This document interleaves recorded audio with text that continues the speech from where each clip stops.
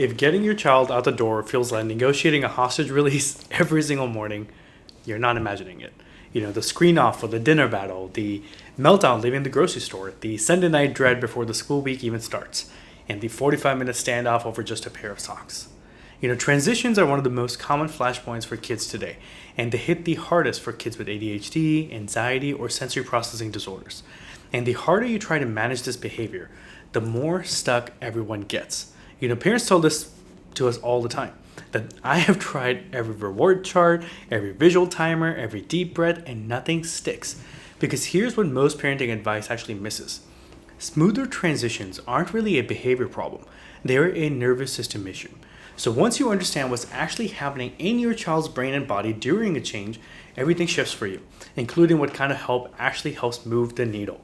So who is this video actually for? So this video is going to be for parents whose child melts down at every change, whether it's leaving the park, turning off the iPad, or starting the school week. So if you have tried every reward chart, countdown, and consequence, and your child is still falling apart between activities, this one's going to be for you guys. So today, here's what we're going to be talking about.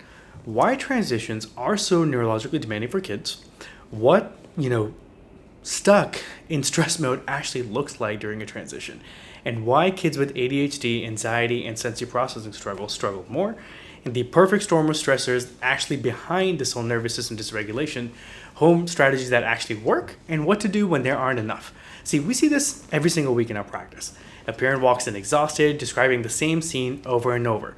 Mornings ending in tears, transitions at school require teacher interventions, pickup is chaos, bedtime is a 2-hour standoff. The child has often already been labeled sometimes, with ADHD, sometimes with anxiety or sensory processing disorders. The family at this time has already tried therapies, parenting books, accommodations at school, and every transition tool the internet can recommend. Some help a little, but none really gets to the root, right? The parent says the same version of this, that I feel like I'm failing. And I'm here to tell you that they're not. You're not. You're basically navigating a child whose nervous system can't downshift. And no amount of better parenting can actually just change that on its own. See, and numbers actually back up why these struggles clustered together. There was a 2002 national survey that actually found that anxiety was among the most common co-occurring condition in kids with ADHD, affecting roughly 4 in 10 kids. That overlap isn't a coincidence, guys. These conditions share a common neurological root. So unless you actually address that root, you're chasing symptoms in a system that simply doesn't have the capacity to settle. Now, transitions demand a lot from a developing brain. Transitions are asking the brain to disengage, hold on to the next step in mind, and shift gears all at once. Researchers are starting to call this skill set shifting, moving attention from one task to another. It runs on executive function in the prefrontal cortex, which actually keeps maturing into the mid-20s. For kids with ADHD, anxiety, or sensory challenges, these circuits develop differently. The harder the brain is already working, the more taxing every switch starts to become. A small request like putting your shoes on can land, a much bigger one. And the reality is that this stressed out nervous system can't downshift, right? So I want you guys to think about the autonomic nervous system. It works like a car with a gas pedal and a brake pedal. The sympathetic fight or flight branch is the gas, the activation, the alertness, the go pedal. But then there is the parasympathetic, which is the rest and digest branch. This is the brake, the calm, regulation, and the ability to adapt. And many kids today live with a stud gas pedal and a weak brake pedal, driven by an underactive vagus nerve. This imbalance is called dysautonomia, and it keeps the body in low-grade alarm.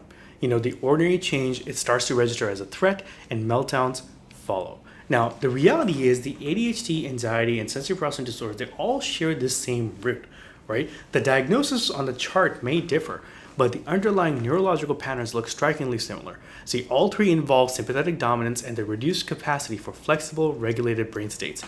A child with ADHD finds it most physically painful to break away from a preferred activity. A child with anxiety is flooded with worry before the change even arrives. And a child with sensory processing disorder is already overworking to process sound, light, and touch. This is why behavior charts can often fall flat, because you can't discipline a nervous system into regulating, no matter how hard you actually try. Now, This perfect storm that's actually behind this nervous system dysregulation, right? This perfect storm that we basically call it in this office is the stack of early stressors that overwhelm a developing nervous system. It often starts with prenatal stress. Cortisol crosses the placenta and primes hypersensitivity. Then you add on things like birth trauma, which is, the C-sections, forceps, vacuum, induction, or stalled labor, which can all strain the upper neck.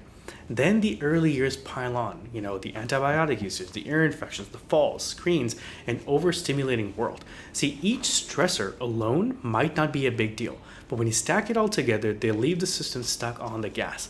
The result is subluxation, this neurological interference that keeps the stress response locked on. Now, what can actually help at home and beyond? We actually created a whole course for this in one of our portals on our school platforms. If you're watching this on a school platform, please access it if you guys would like. Now, here are some free tips for y'all, things that actually help out. Give previews and countdowns so the brain actually has a time to prepare instead of getting blindsided. Build predictable routines. The same sequence each morning actually turns transitions into habits. Add movement. A quick stretch or jumping jacks actually helps discharge that stress energy. Here's a big one: protect sleep. It's when the brain recharges its regulatory capacity. You see, here's a big one: stay regulated yourself. Kids co-regulate with the adults around them. And when home strategies aren't enough, there's a signal that the nervous system actually needs deeper support. So if your child, keeps melting down through every transitions, no matter what you try, it's not a parenting failure. It's not a discipline problem. It's not something that they'll just grow out of on their own. It is a sign that the nervous system needs more support than maybe home strategies can provide all alone. See, at Inspire Chiropractic in Dallas, we actually use insight scans such as the heart rate variability, surface EMG, thermal scanning to actually see exactly where the nervous system is stuck and what's driving this dysregulation in your child. From there, at that point, we can administer gentle, specific adjustments to actually help restore balance, ease the gas pedal, and bring the brake pedal back online. As that happens, parents tell us that the daily flashpoints soften. Easier mornings, fewer meltdowns at pickups, smoother bedtimes, more flexibility when plans change. See, your child doesn't need labels. They need answers.